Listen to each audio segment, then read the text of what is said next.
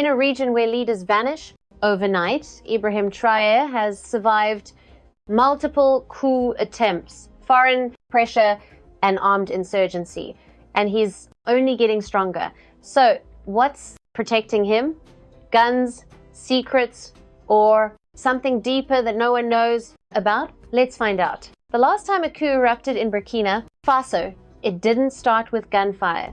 It started with silence. Rumors moved through the barracks like smoke. The radios went dead. Officers stopped answering phones. A shift in the air. But when the dust cleared, Traoré was still standing, and those behind the plot were already in custody. That wasn't luck. That was preparation. And more importantly, it was loyalty. At the core of Traoré's protection lies something that every African leader craves, but few possess: total military alignment. Not by fear, not by bribery, but by belief. The elite Cobra unit, known for their ruthless efficiency and covert field operations, operates almost like a brotherhood, sworn not just to protect Traoré's body, but his vision. They weren't built in conference rooms. They were shaped in trenches, fighting insurgents across the northern frontier. And that's where the trust was forged, because when the bullets were real and backup was far. Traoré wasn't in a suit back in the capital. He was in uniform beside them. That changes everything.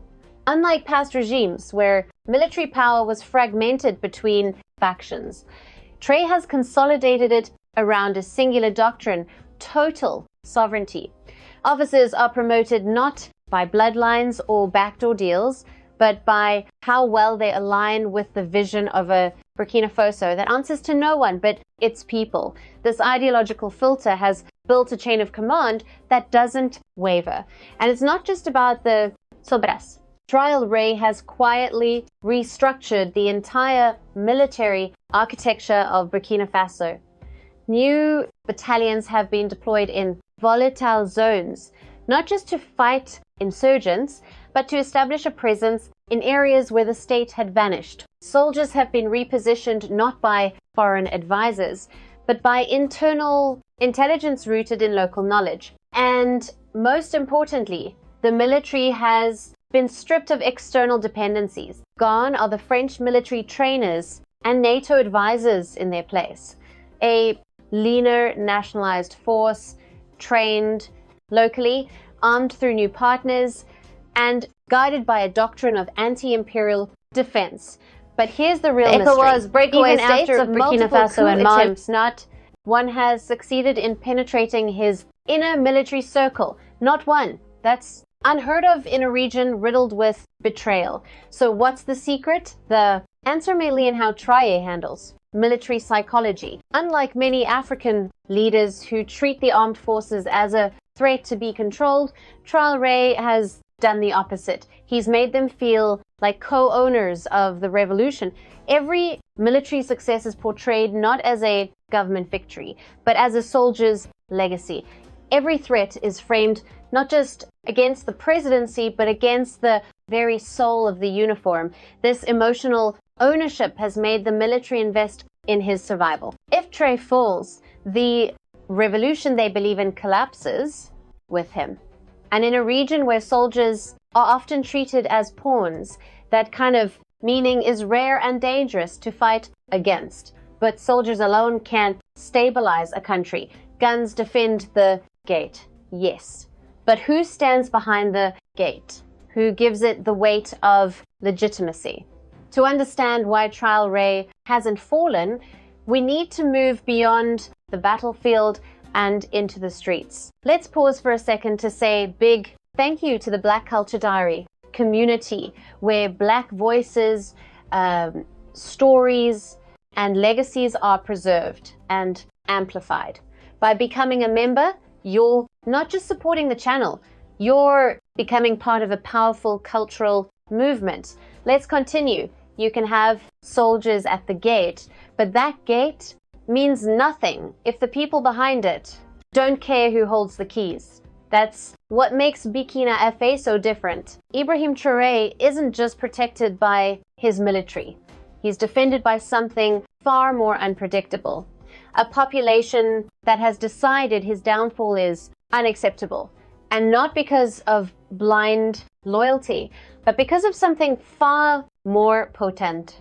Unfinished revolution. Step into Ouagadougou on any given day and you won't see ordinary political apathy. You'll see murals of Thomas Sankara, freshly painted next to portraits of Traoré.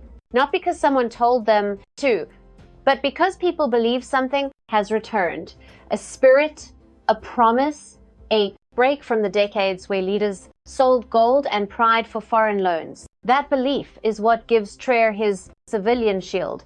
He's done what few modern leaders manage. He's given people a reason to attach themselves emotionally to a government, not through social programs or speeches, but through defiance. Traoré's decision to cut ties with France, withdraw from ECOWAS, reject Western aid, and embrace a future that sounds unapologetically African isn't just a diplomatic strategy. To the streets, it's revenge wrapped in vision. And they're not just watching him, they're backing him physically. When a coup attempt was uncovered in early 2025, it wasn't the military who mobilized first.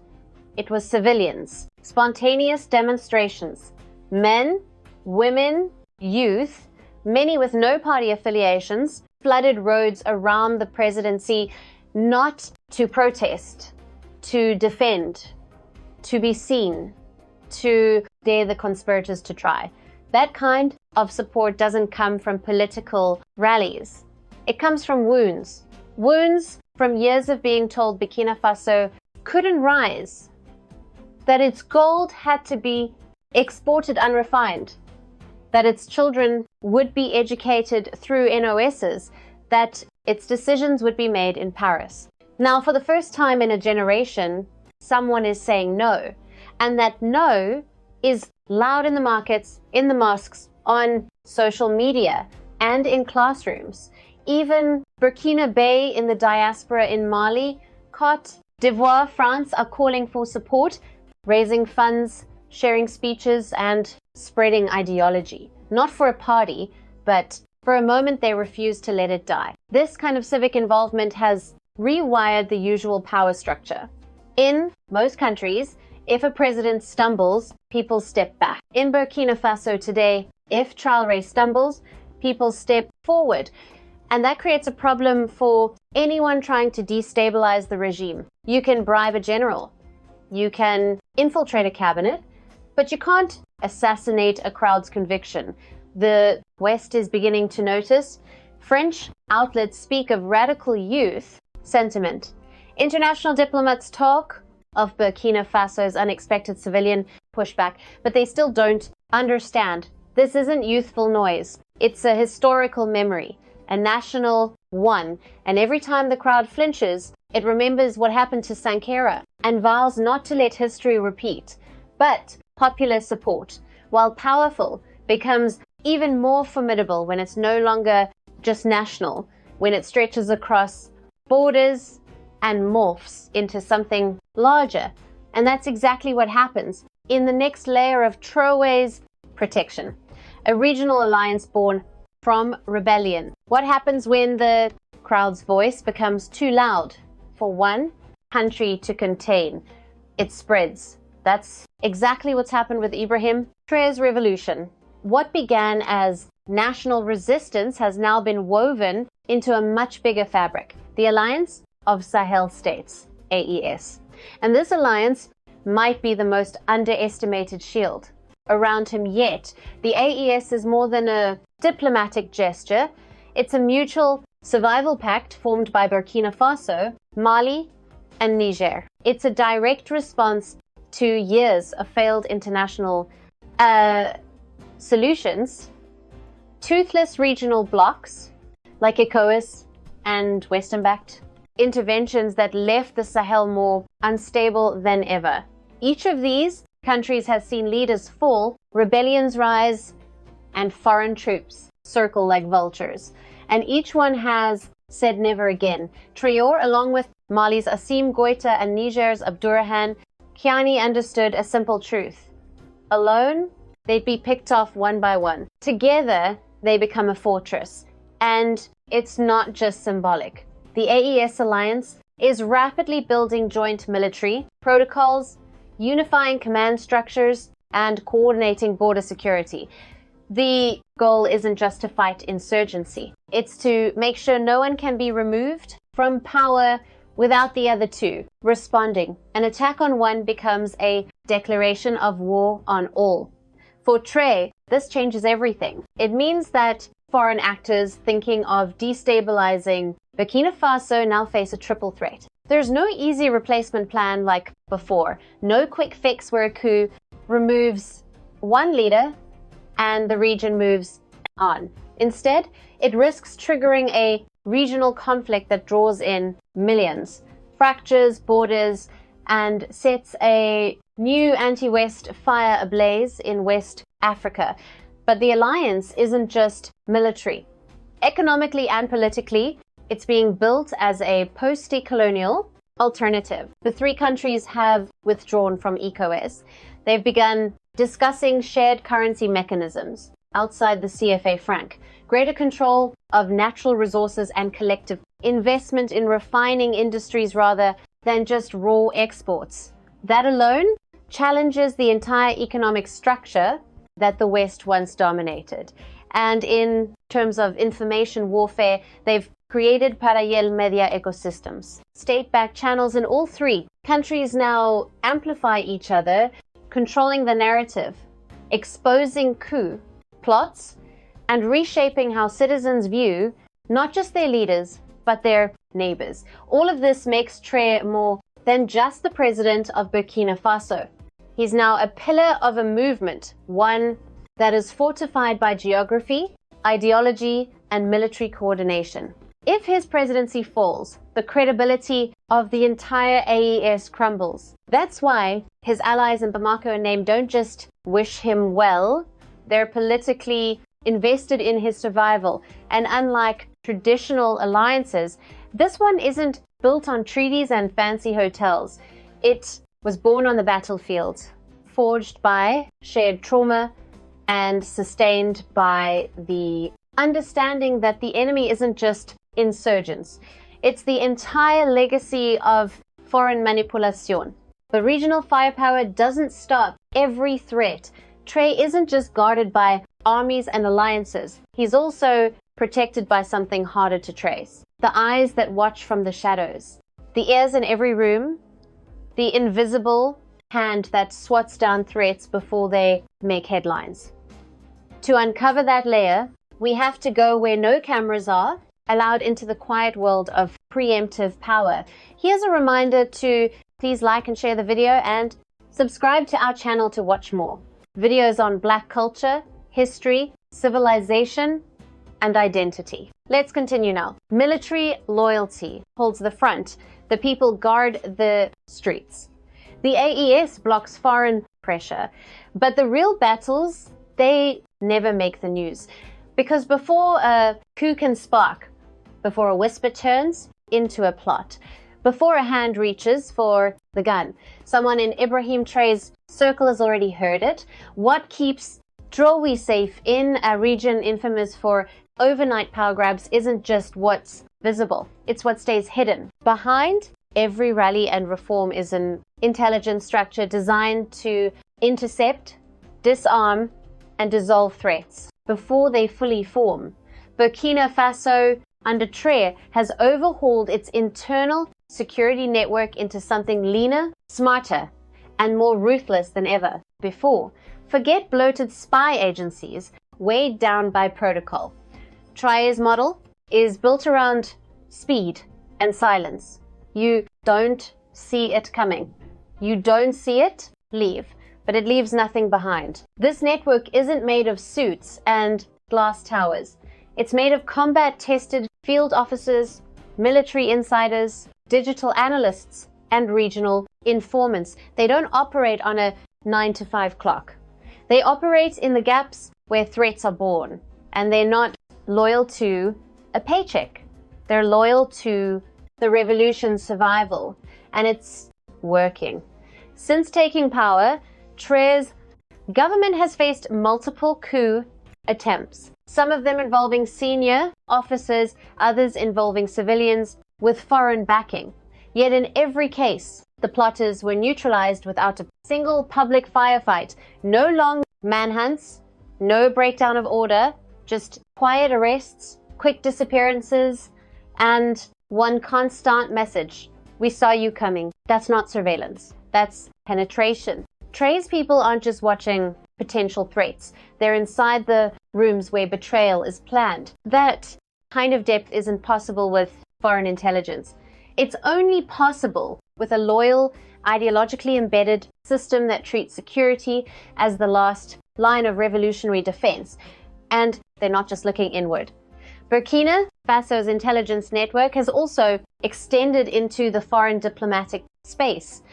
The government has grown increasingly wary of embassies, NOSs, and visiting security consultants, especially from countries with a record of interventionist friendship. Some diplomatic staff have been quietly expelled, others placed under watch. Travel patterns are monitored. Financial trails are followed.